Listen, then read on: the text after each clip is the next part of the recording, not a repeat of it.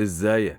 بتروح كافيهات وتفضل واقف قدام المنيو كتير ومش عارف تطلب ايه؟ اسامي كتيرة وانواع مختلفة، لكن الحقيقة الموضوع ابسط مما تتخيل. يعني لو بتحب القهوة تقيلة اطلب اسبريسو او دبل اسبريسو، ولو عايزها اخف شوية نفس القهوة بس بمية اكتر يبقى امريكانو، ولو بتحب اللبن عندك كذا اختيار منه ايس وهوت زي اللاتيه بيكون ناعم وخفيف، وكمان لو عايز اقوى شوية بس معاه فوم اكتر عندك كابتشينو، والاقوى منهم فلات وايت، ولو عايز حاجة رايقة ومتوازنة اطلب كورتادو، ولو مزاجك رايق وعايز حاجة حلوة خد موكا او ضيف اي فليفر زي الكراميل او الفانيليا، وكمان ما ننساش النجم بتاعنا الفرابيه او الفرابتشينو، ده للناس اللي بتحب حاجة كريمي وفيها طعم قهوة خفيف وفليفر رايق. ولو بعيد عن القهوة خالص عندك سموزي بس متلج قوي، وعندك موهيتو منعش جدا، وطبعا ميلك شيك ده للمبسوطين قوي. وفي الاخر اختار اللي على مزاجك انت، واحفظ الفيديو ده وعمرك ما هتحتار تاني. ولو وصلت لحد هنا اثبت وجودك بكلمة اروما، ما تنساش تشوف اللينك اللي في البايو. وبس كده، انا احمد ودي اروما. تابعني لو حابب تكون باريستا شاطر وتعرف اكتر عن القهوة ومجالاتها.